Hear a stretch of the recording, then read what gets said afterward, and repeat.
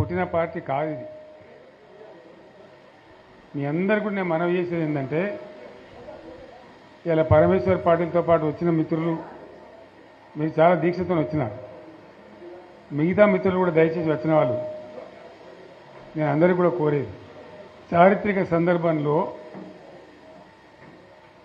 తెలంగాణ అనేటువంటి ఒక జాతి ఇతరుల చేతుల్లో చిక్కి విలవిల్లాడి సర్వనాశనం అయిపోయిన పరిస్థితి. మీకు ఇంకో విషయం కూడా చెప్పాలి, మీరు జహీరాబాద్ నుంచి వచ్చినారు కాబట్టి.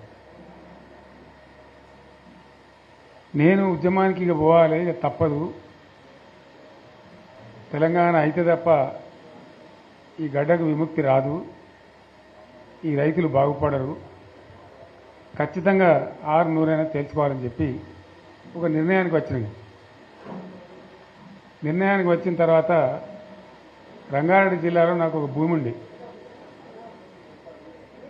ఇక గవర్నమెంట్ ఇళ్లలో మనం ఉండొద్దు కదా ఉద్యమం చేసేటప్పుడు, ఇండిపెండెంట్గానే ఉండాలని చెప్పి నిర్ణయం చేసుకొని ఆ భూమిని అమ్మేసి బంజారా హిల్స్లో నేను ఉండే ఇల్లు కొనుక్కున్నాను. కొన్ని డబ్బులు మిగిలి ఉండే,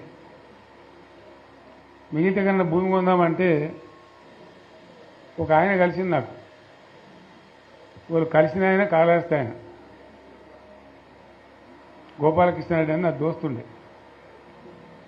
ఎక్కడ పోయినామంటే ఇట్లా ఇల్లు కట్టుకుంటున్నానని చెప్పి కొన్ని డబ్బుల్ని భూమి కొనుక్కోవాలంటే, నెల్లూరు ఆయన ఒక ఆయన ఉన్నాడు, నేను రేపు చెప్తాను, నీ దగ్గరికి వస్తాడు, ఆయన తీసుకుపోయి నీకు భూములు చూపెడతాడు అని చెప్పాడు. ఎవరు? నెల్లూరు ఆయన. సరే రాని మానికైతే చూద్దామని నేను పొద్దున వచ్చింది. వచ్చిన తర్వాత పోదాం సార్ అని బయలుదేరింది. బయలుదేరిన తర్వాత ఇక చక్కగా నారాయణఖేడ్ దాకా పోవాలి సార్ అని. సరే మంచిది పా అని చెప్పి సదాశివపేట కన్నా ముందు నుంచి చూపెడుతుంది నాకు. సదాశివపేట కన్నా జర ముందు నుంచి ఆడ 1700 ఎకరాలు ఆయనే అడ్వాన్స్ ఇచ్చింది. 1700 ఎకరాలు. ఇక ఆ నుంచి ముందుకు పోతుంటే ఇది పలానేది, ఇది పలానేది, ఇది పలానేది చెప్పుకుంటా జైరాబాద్ టౌన్కి వచ్చింది. వచ్చిన తర్వాత కొంచెం ఇప్పుడు అది మొగడంపల్లి మండలం అయిందేమో, ఆడ దిక్కు తీసుకొని పోయింది కొంత దూరం. అప్పుడు జైరాబాద్ మండలం ఉండేది. తీసుకొని పోయి చూపించింది ఇవన్నీ పలాంది. అలా ఒక్కంది కూడా మన తెలంగాణలో పోయలేదు, అన్ని ఆంధ్రలో పోయలేదు. సరే ఇంకేం చూపెడతామని అడిగింది.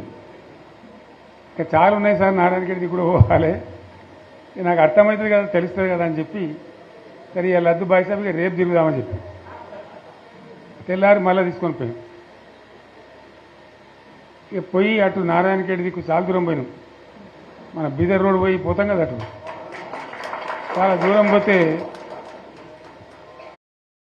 60 ఎకరాలనేది నన్ను దొరకపోయినది, అలా చెరుకు పెడుతున్నారు. జరిగి మళ్ళీ మొగడంపల్లి ఇతరులకి జైరాబాద్ రూరల్ మండలం తీసుకొచ్చి వచ్చిన మన బుదేరా గుట్ట ఉంటుంది కదా, అసలు మట్టి గుట్ట ఎక్కించి నిలబడితే మొత్తం కనబడుతున్నాయి ఇట్లా మామిడి తోటలు, ఫామ్ హౌజులు.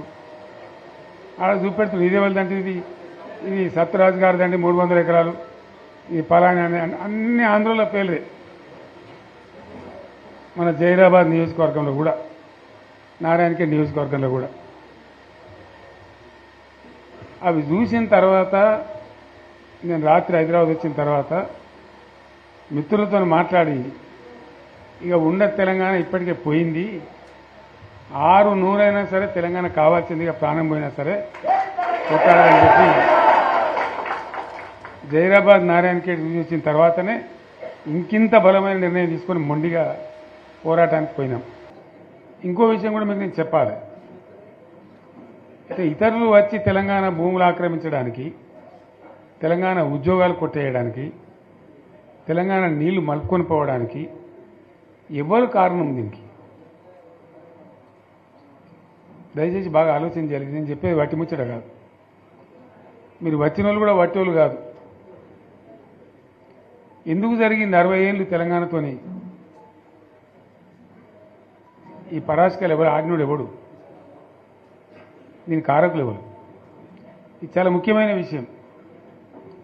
దయచేసి నేను చెప్పేది వినాలి మీరు. వెళ్ళిన తర్వాత మేమీ గ్రామాలలో చర్చ కూడా పెట్టాలని నేను కోరుతున్నాను. తెలంగాణ ఆగమైపోవద్దు కదా, నబటోని ముందర జారిపడద్దు కదా, మనకు కూడా చీము నెత్తురు పౌరుషం ఉండాలి కదా. ఏం జరిగింది? ఎవడు దీన్ని నాశనం పట్టించినాడు? ఎవడు? కాదు కాదు, మన తెలంగాణ వాళ్ళే. సింపుల్ ముచ్చట కదా. దోపిడీ చేద్దామని వచ్చి చూడు, ఎప్పుడు దోపిడీదారుడే, కానీ వాడిని సర్దిగట్టినాడు ఎవడు? నేను ఉద్యమంలో చెప్పే కదా, కత్తి ఆంధ్ర ఉందే కానీ పొడిచేటోడు తెలంగాణ ఉండేది. వాస్తవం చెప్తున్నాను నేను మీకు. ఆ రోజు కూడా అదే కథ. తెలంగాణలో గట్టిగా ఉంటే ఆనాడున్న కాంగ్రెస్ నాయకులు, సమస్య లేదు మాది